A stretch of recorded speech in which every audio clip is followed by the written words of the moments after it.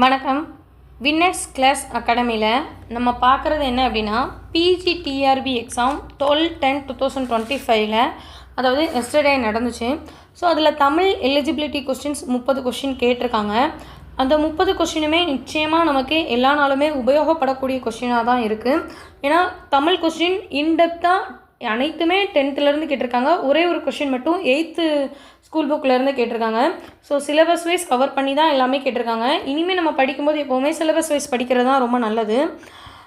இப்போ நான் என்ன சொல்கிறேன்னா, நம்ம சைக்காலஜி அதாவது எஜுகேஷன் மெத்தடாலஜிங்கிற டாப்பிக்கும் பிஜிடிஆர்பிலேருந்து ஒரு 10 யூனிட்ஸ் கொஸ்டின்ஸ் பார்த்தோம்.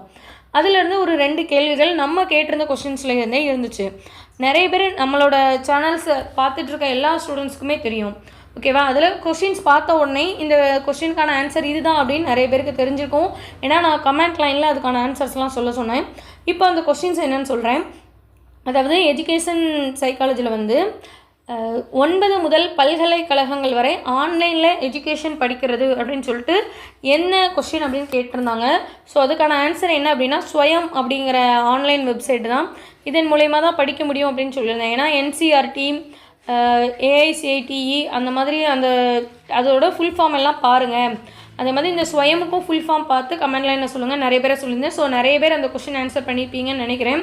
ரொம்ப நன்றி. இப்போ நம்ம பார்க்க போகிறது என்னென்னா, பிஜிடிஆர்பியோட தமிழ் எலிஜிபிலிட்டி டெஸ்ட்டில் உள்ள 30 கொஸ்டின் 10th நியூ எடிஷன், அதாவது பன்முக கலைஞர்கள் அப்படின்னு சொல்லிட்டு இப்போது நியூவாகவே ஒரு லெசன் ஆட் பண்ணியிருக்காங்கல்லாம். அந்த லெசன் ஆட் பண்ண அந்த 2024-25 எடிஷன். ஸோ நம்ம அதிலேருந்து நம்ம அதோட பேஜ் நம்பர்ஸும் அது எங்கேருந்து எடுத்துருக்காங்கன்னு சொல்லிட்டும் பார்த்தேன். கொஸ்டின்ஸ்க்கான ஆன்சர் பார்க்கலாம். ஓகே, ஃபஸ்ட்டு கொஸ்டின் பாருங்கள். மாறன் தன் நண்பனிடம் இனியனிடம் இந்த மாறன் ஒரு நாளும் நேரம் தவற மாட்டான் அப்படின்னு சொல்லியிருக்காங்க. ஸோ இது எங்கே இருக்குது அப்படின்னா, 10th new edition page number 85 இலக்கணம் பொது அப்படின்னு சொல்லியிருக்காங்க. ஸோ அந்த லெசனில் தான் இருக்குது. இதுக்கான ஆன்சர் என்ன அப்படின்னா, இட வலு அமைதி. இது எதனால் அப்படின்னா, நேரம் சொன்னோன்னே நம்ம கால வலு அமைதின்னு எடுக்கக்கூடாது. இந்த மாறன் ஒரு நாளும் நேரம் தவற மாட்டான்னு அவனை பற்றி அவனே சொல்லியிருக்கான், ஓகேவா? ஸோ அவனை பற்றி அவனே ஒரு இடம் பொருள் ஏவல் அறிந்து பேசப்பட்டதுனால இது இட வலு அமைதி. அடுத்ததான் 2வது கேள்வி பாருங்கள். வானம் வசப்படும் என்ற பிரபஞ்சனின் படைப்பு எது அப்படின்னா, வரலாற்று புதினம், ஓகேவா? இதுக்கான பதில் என்ன அப்படின்னா, வரலாற்று புதினம். இதுவும் 10th புக்கில் தான் இருக்குது, ஓகேவா? ஸோ இந்த கொஸ்டின் இப்போ இதை பார்த்த உடனே நமக்கு எக்ஸ்ட்ரா தெரிஞ்சிக்கக்கூடிய விஷயம் என்ன அப்படின்னா, இது எந்த இயரில் இதுக்கான விருது ஒன்று வாங்கியிருப்பாங்க. பிரபஞ்சன் வானம் வசப்படும் அப்படிங்கிற புதினத்துக்காகவே வாங்கியிருப்பாங்க. ஸோ அதோட இயர் தெரிஞ்சவங்க கமெண்ட் லைனில் சொல்லுங்கள், ஓகேவா? ஏன்னா நம்ம தேடி படித்தா தான் நமக்கு நிறைய விஷயம் தெரியும், அதனால் கேட்குறேன். அடுத்ததான் 3வது கேள்வி பாருங்கள். கால வலுவமைதியை தேர்க. வலுவமைதின்னு சொன்னாலே அது அந்த காலத்துக்கு ஏற்றாப்புல சரியாக நடக்கக்கூடிய ஒரு விஷயம். ஸோ ஆப்ஷன்ஸ் ஏ பாருங்கள். இந்த மகிழன் ஒரு நாளும் பொய் கூற மாட்டான். இது தவறு. ஏன்னா நம்ம கொஸ்டினே ஆன்சர் பார்த்துட்டோம், இடவலு அமைதி அப்படின்னு. தமிழன் இரவு சோறு உண்டான். இதுவும் தவறு. வீட்டில் காகம் கத்தினால் உறவினர் வருவர். இதுவும் தவறு. அமைச்சர் நாளை விழாவிற்கு வருகிறார். இது ஒரு உறுதித்தன்மையான செயல். அதுவும் ஒரு காலத்தை குறித்து உறுதித்தன்மையாக இருக்குது. அதுவும் அவரை பற்றி அவரே குறிப்பிடல, அவரை பற்றி இன்னொருவர் குறிப்பிடுகிறார். அதனால் இதுக்கு கால வலுவமைதி அப்படின்னு பெயர், ஓகேவா? அடுத்ததான் 4வது கேள்வி பாருங்கள். கண்ணிற்கு காட்சி தராமல் அரியணவாய் இருக்கும் மலரை தேர்க. இது 10th நியூ புக்கில் பேஜ் நம்பர் 46 பூக்களை பற்றிய அரிய செய்திகள்னு நிறைய பூக்கள் பற்றி கொடுத்துருப்பாங்க. ஸோ அந்த லெசனில் ஃபஸ்ட் லைனில் இதுதான் இருக்குது, ஓகேவா? கண்ணிற்கு காட்சி தராமல் அரியணவாய் இருக்கும் மலர் எது அப்படின்னா, பலாமலர். ஆன்சர் என்ன அப்படின்னா, பலாமலர். அடுத்ததாக 5வது கேள்வி பாருங்கள். இதெல்லாம் ரொம்ப தெளிவாக நம்ம படிக்கக்கூடிய ஒரு விஷயம், ஓகேவா? இது நம்ம நிறைய பேர் படிச்சுட்டு தான் இருப்போம். ஸோ இந்த மாதிரி லைன்ஸ் வரும்போதெல்லாம் நமக்கு தெரியும். இது எந்த லைனில் எந்த செய்யுள் பகுதியிலேருந்து கொடுத்துருக்காங்கன்னா, பேஜ் நம்பர் 108 திருவிளையாடற் புராணத்தில் கொடுத்துருக்காங்க. பெண்ணினை பாகம் கொண்ட பெருந்தகை பரமயோகி விண்ணிடை மொழிந்த மாற்றம் மீனவன் கேட்டு வானோர் இவ்வடிகளில் பாண்டியனை குறிக்கும் சொல்லை சேர்க அப்படின்னு சொல்லியிருக்காங்க. ஆன்சர் என்னென்னா, மீனவன். அதாவது சேர சோழ பாண்டியர்களை பற்றி படிக்கும்போது ஒவ்வொருத்தங்களுக்கும் ஒவ்வொரு சின்னம் இருக்கும். அந்த காலத்தில் அந்த மாதிரியே தான் சின்னங்கள் வச்சு அவங்க வெற்றி கொண்ட நாடுகளில் அவங்களோட கொடி அவங்களோட சின்னங்களை குறிப்பாங்க. ஸோ சேரருக்கு ஷார்ட்கட் எப்படி பார்க்கலாம்னா, வில்லும் அம்பும் சேரவே செய்யாது, அப்படி தானே? வில்லம்பு சேரர் அப்படின்னு சொல்லிட்டு பார்க்கலாம். பாண்டியர்களுக்கு மீன் சொல்லுவாங்க. மீன் கொடியை பொறித்ததுனால இவரை மீனவன் சொல்லுவாங்க. இதே மாதிரி இந்த சிறப்பு வேற எந்த மன்னர்களுக்கும் இல்லை. சேரராக இருக்கட்டும், பல்லவராக இருக்கட்டும், சோழர்களாக இருக்கட்டும், அவங்களோட கொடி புலி சின்னம். இப்போ சோழருக்கு வந்து புலி சின்னம்னா அவங்களோட சின்னத்தை குறித்து அவங்களுக்கான பெயர்லாம் கிடையாது.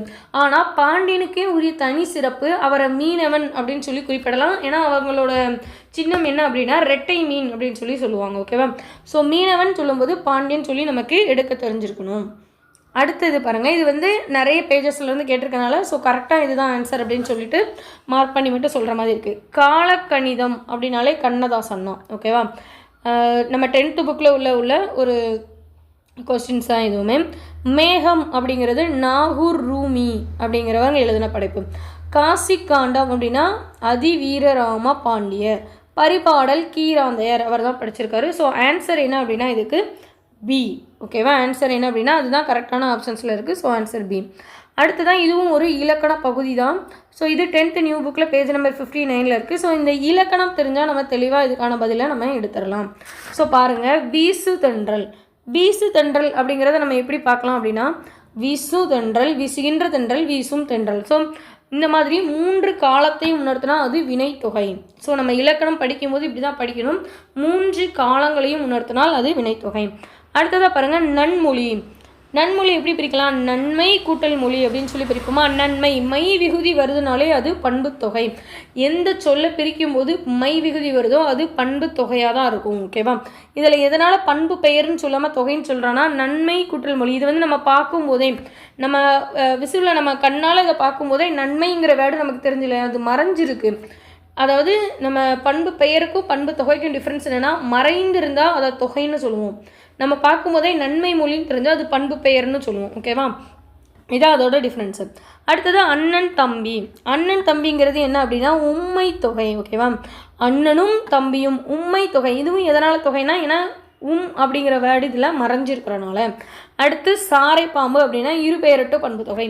இருபெயரட்டு பண்பு தொகையை எப்படி பார்க்கணும் அப்படின்னா அதாவது பாம்பு இனங்களில் நிறைய அரிய வகை இனங்கள் இருக்குது. அதில் முக்கியமாக சாரை பாம்பு அப்படின்னு நம்ம சொல்கிறோமா? ஸோ எதை ரிலேட் பண்ணி எந்த மாதிரி பார்க்குறோம் அப்படிங்கிறத வச்சு தான் இதுக்கான ஆன்சர். ஸோ அது என்ன அப்படின்னா இருபெயரட்டு பண்பு தொகை. இருபெயரட்டு பண்பு தொகைக்கு நிறைய எக்ஸாம்பிள்லாம் இல்லை, ஒரு 10 எக்ஸாம்பிள் கிட்ட தான் இருக்கும். ஸோ அந்த வேர்ட்ஸ் என்னன்னு பார்த்துக்கோங்க. உங்களுக்கு இருபெயரட்டு பண்பு தொகை என்னென்னு புரிஞ்சுக்க தெரியலை அப்படின்னா அதோட வேர்ட்ஸ் என்ன அப்படின்னு சொல்லி பார்த்துக்கோங்க. ஸோ இதுக்கான ஆன்சர் என்ன அப்படின்னு சொல்லி பார்த்தோம் அப்படின்னா சி. ஓகேவா? அடுத்ததாக பாருங்கள், 8வது கேள்வி. அரசனின் கல்வி, வீரம், செல்வம், புகழ், கருணையை பாடுவது. ஸோ இதெல்லாம் எங்கே இருக்குது அப்படின்னா புறப்பொருள் இலக்கணம்ங்கிற லெசனில் 10th நியூ புக்கில் 136 பேஜ் நம்பரில் இருக்குது. ஆன்சர் என்னென்னா பாடான் திணை. எதனால் பாடான் திணைனா அவரோட புகழ் பற்றி, அவங்க ஒரு அரசனை பாடி புகழ்ந்தால் தான் அவங்க வந்து நிறைய பரிசுகள் வந்து கொடுப்பாங்க. அதனால் கருணை அவங்கள பற்றின விஷயங்களை பாடுறது தான் என்னது அப்படின்னா பாடான் திணை. அடுத்ததாக பாருங்கள், அகவற்பாவுக்கு பொருந்தாத நூலை தேர்க. ஸோ பொருந்தாத நூல் மணிமேகலை பொருந்தும், சிலப்பதிகாரமும் பொருந்தும், பெருங்கதையும் பொருந்தும். பொருந்தாதது நாலடியார். நாலடியார் வந்து வெண்பா வகையை சேர்ந்தது. அகவற்பா இருக்காது. அகவற்பா அப்படின்னா ஆசிரியப்பா அப்படின்னு தான் சொல்லுவாங்க. ஆசிரியப்பா ஏகாரத்தில் முடியும் அப்படிங்கிறது இதோட சிறப்பு. அடுத்த கேள்வி பாருங்கள், இது வந்து என்ன அப்படின்னா பரிபாடல் அப்படிங்கிற நூலில் இந்த வரிகள் இருக்குது. ஸோ இந்த வரிகள்லாம் என்ன கேட்டிருக்காங்கன்னு சொல்லி பார்க்கலாம். உந்து வழி கிளர்ந்த ஊழியும் செந்தி சுடறிய ஊழியும் பணியோடு அப்படின்னு சொல்லி கொடுத்துருக்காங்க. இந்த வடியில் இடம் வச்சுள்ள பண்பு தொகை அப்படின்னு சொல்லி கேட்டிருக்காங்க. நான் முதலே பண்பு தொகை பெயர்னா என்ன டெஃபினிஷன் பார்த்தோம், அதிலே பண்பு தொகை இருக்குது. எப்படி பார்க்கணும் அப்படின்னா பிரிச்சா மை விகுதி வரணும். ஸோ ஊழி பிரிக்க முடியுமா? ஃபஸ்ட்டு தனித்தனியாக இதே மாதிரி தான் பிரிக்க முடியும். உந்து வழி இதுலேயும் அப்படி வராது. ஊழியும் அப்படின்னு வந்திருக்கு. அப்போ இது உண்மை தொகையாக இருக்கும், இது வராது. செந்தி எப்படி பிரிக்கலாம்? செம்மை கூட்டல் தீன் பிரிக்கலாம். அப்போ இதுதான் பண்பு தொகைக்கான பதில். ஓகேவா? அடுத்ததாக 11வது கேள்வி பாருங்கள். கொற்கையின் அரசனாகவும் புலவராகவும் இருந்தவர் யார் அப்படின்னு சொல்லி கேட்டிருக்காங்க. 10th நியூ புக்கில் 55 இருக்குது. காசி கண்டம் அப்படிங்கிற நூலில் இருக்குது. இதை பார்த்தோன்னே காசி கண்டத்தை எழுதுனது யாருன்னு தெரிஞ்சாலும் நமக்கு ஆன்சர் தெரிஞ்சிடும். அதிவீரராம பாண்டியர். இவர் தான் கொற்கையோட அரசராகவும் இருந்தார், புலவராகவும் இருந்தார். ஓகேவா? அடுத்ததாக 12வது கேள்வி பாருங்கள். கோவல்லபுரத்து மக்கள் என்ற புதினம். ஓகேவா? அந்த புதினம் எதோட சிறப்பு அப்படின்னு சொல்லி நம்மகிட்ட கேட்டிருக்காங்க. ஸோ இது எதில் இருக்குது அப்படின்னா 10th நியூ புக் 62ல் கோவல்லபுரத்து மக்களுங்கிறதுல இருக்குது. இதை எழுதுனது யார் அப்படின்னா ராஜநாராயணன் அப்படின்னு சொல்லுவாங்க. இந்த என்ன மாதிரியான கதை பின்னணி இருக்கும் அப்படின்னா இந்திய விடுதலை இந்திய விடுதலை போராட்டத்தை பின்னணியாக கொண்டது. இது ஆக்சுவலாக கோவில்பட்டி, தூத்துக்குடியில் உள்ள கோவில்பட்டி இங்கே ஊரில் உள்ளவங்க தான் ராஜநாராயணனாக இருப்பாங்க. அவங்க அப்போவே விடுதலை பற்றின ஒரு உணர்வுக்காக அவங்க ரிலேட்டடாக அந்த கோவில்பட்டி ஏரியாவை சுற்றி இருக்கிய மக்களுக்காக எழுதப்பட்ட ஒரு கதை தான் என்ன அப்படின்னா கோவலபுரத்து மக்களுங்கிறதோட புதினம். ஓகேவா? அடுத்ததாக 13வது கேள்வி பாருங்கள். இந்த கேள்வியெல்லாம் கன்ஃபியூஸ் ஆகிடக்கூடாது. ஓகேவா? பேஜ் நம்பர் 116 இருக்குது. புதிய நம்பிக்கை அப்படிங்கிறது லெசனோட நேமு. உனக்கு படிக்க தெரியாது என்ற நூல் யாரை மையப்படுத்தி எழுதப்பட்டதுன்னு கேட்டிருக்காங்க. ஸோ இந்த நூலை எழுதினவங்க தான் யார்? கமலாலயன். மையப்படுத்தி எழுதுனது யாருன்னா மேரி மேக்லியோட் பெத்யூன் அப்படிங்கிறவங்கள மையப்படுத்துறது. இதுக்கான ஆன்சர் என்ன அப்படின்னா பி தான் சரியான ஆன்சர். ஓகேவா? ஸோ அடுத்து பாருங்கள் 14வது கேள்வி.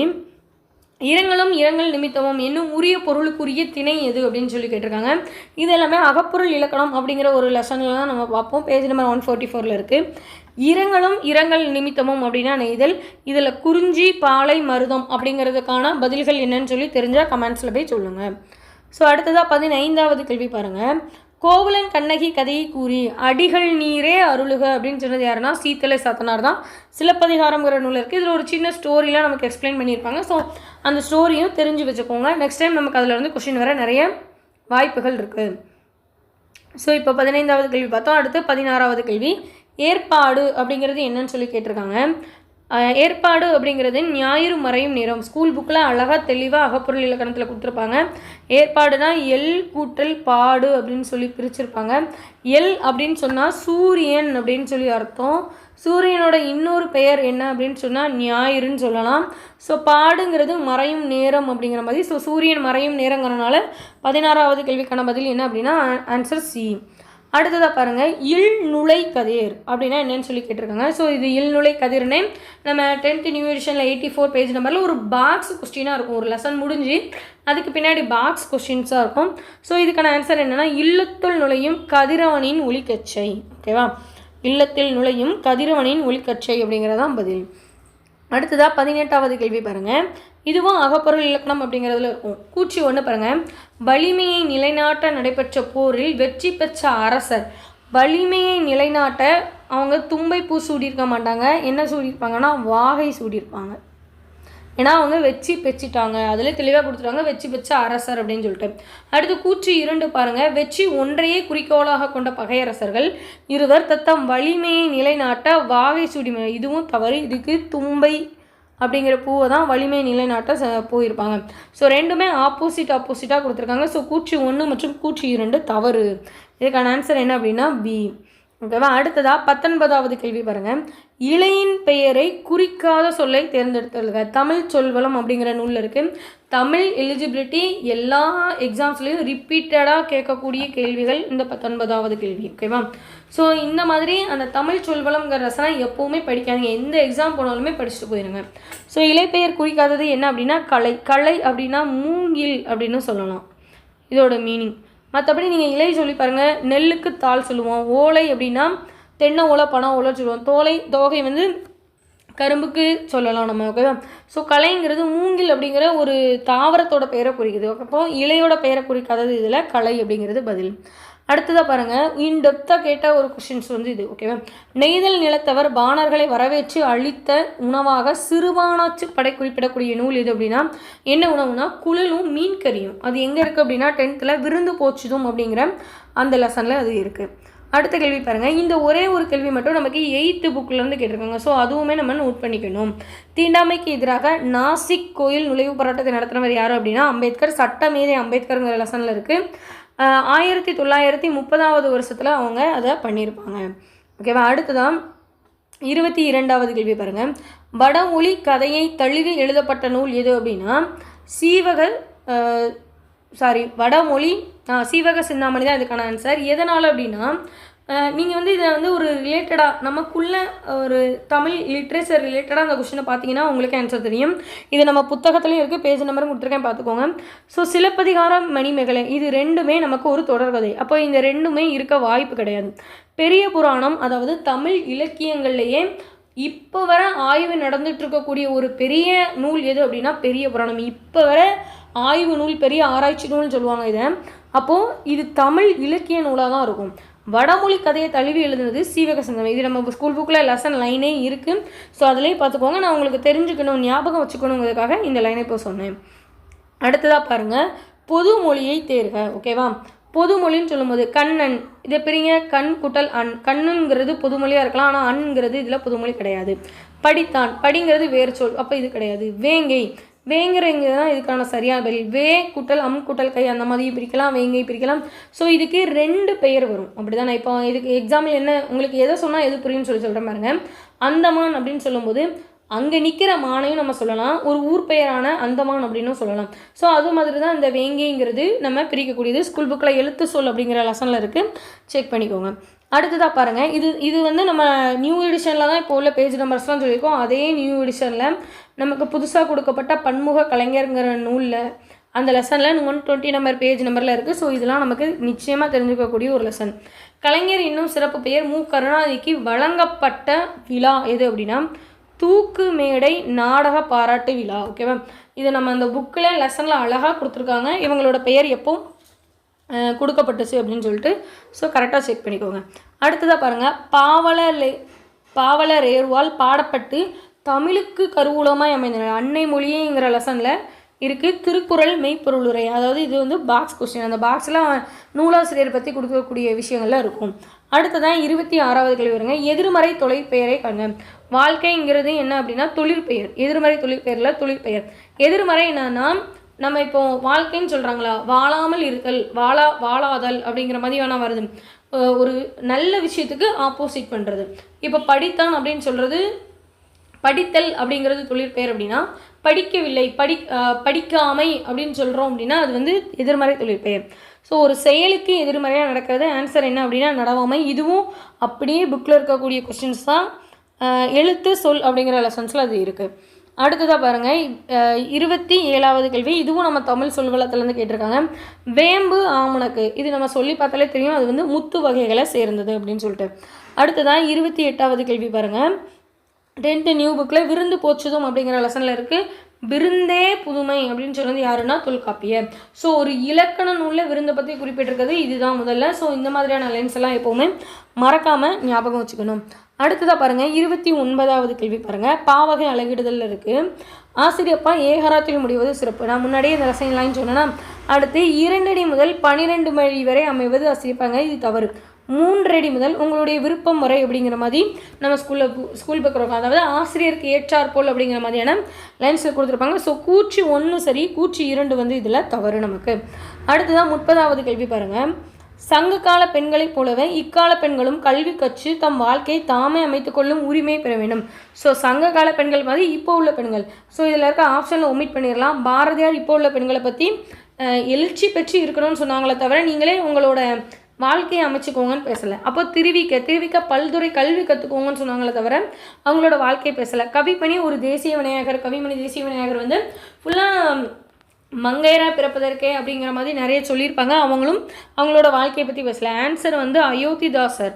ஓகேவா? இதுக்கு சரியான ஆன்சருக்கு டென்டேட்டிவ் வந்து கவர்மெண்ட் போட்டப்போ தான் தெரியும். ஏன்னா பெரியாரும் இதே மாதிரி தான் பேசியிருப்பாங்க. ஈவேரா அப்படின்னு சொல்லக்கூடிய பெரியார் அவங்க பெண்களோட வாழ்க்கை உரிமை பெற வேண்டும் அப்படிங்கிற மாதிரி நிறைய சொல்லியிருப்பாங்க.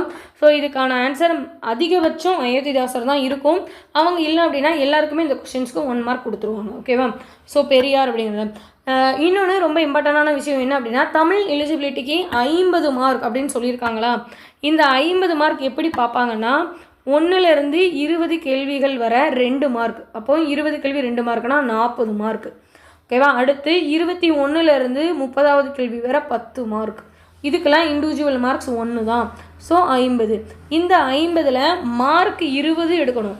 அப்போ 1லேருந்து 20 வரை உள்ள கொஸ்டினில் உங்களுக்கு எந்த ஆன்சர் கரெக்டோ அதுக்கெலாம் 2 மார்க்காக பெருக்கிக்கோங்க. ஆனால் 21லேருந்து 30 வரை பார்க்குற கொஸ்டினில் எந்த ஆன்சர்ஸ்லாம் கரெக்டோ அதுக்கு இண்டிவிஜுவல்ஸ் ஒரு கொஸ்டினுக்கு 1 மார்க் மட்டும். Each question 1 mark. So eligibility டெஸ்ட்டோட மார்க் என்னென்னா 20 இருக்கும். நம்ம வினஸ் கிளாஸ் அகாடமியில் யூடியூப் சேனல் பார்த்துட்டு இருக்க எல்லா ஸ்டூடெண்ட்ஸுமே இதை நல்லா பண்ணியிருப்பீங்கன்னு நம்புகிறோம். மேஜர் சப்ஜெக்ட்டுமே நல்லா பண்ணியிருப்பீங்கன்னு நம்புகிறோம். எல்லாத்துக்குமே ரிசல்ட் வரட்டும், பொறுமையாக இருந்து பார்ப்போம். ஸோ அடுத்தடுத்து எக்ஸாம் ப்ரிப்பேர் பண்ணுங்கள். டெட் எக்ஸாமும் நடந்துகிட்ருக்கு. நம்ம வினஸ் கிளாஸ் அகாடமியில் டெஸ்ட் பேஜும் போயிட்டு தான் இருக்குது. ஸோ பார்க்காதவங்க பாருங்கள். டெட்டோட சைல்டு டெவலப்மெண்ட் அந்த பேப்பர் ஒன்னோடது எஜுகேஷன் சைக்காலஜி, அந்த சைக்காலஜி பேப்பர் 1 பேப்பர் 2 ரெண்டுக்குமே வினஸ் கிளாஸில் வந்து நோட்ஸ் ரெடி பண்ணி கொடுத்துட்ருக்காங்க. ஸோ நிறைய பேர் கொரியர் வாங்கிட்டு நிறைய பேர் நல்ல ரிவ்யூவும் கொடுத்துருக்கீங்க. ரொம்ப தேங்க்யூ. ஸோ வாங்காதவங்க இனிமேல் டெட்டுக்கு பிஜிடிஆர்பி முடிச்சு டெட்டுக்கு படிக்கிறவங்க உட்காந்து அந்த நோட்ஸையும் யூஸ் பண்ணிக்கோங்க. படிங்க. வினஸ் கிளாஸ் அகாடமியோட யூடியூப் சேனலை சப்ஸ்கிரைப் பண்ணி வச்சுக்கோங்க. நன்றி, வணக்கம்.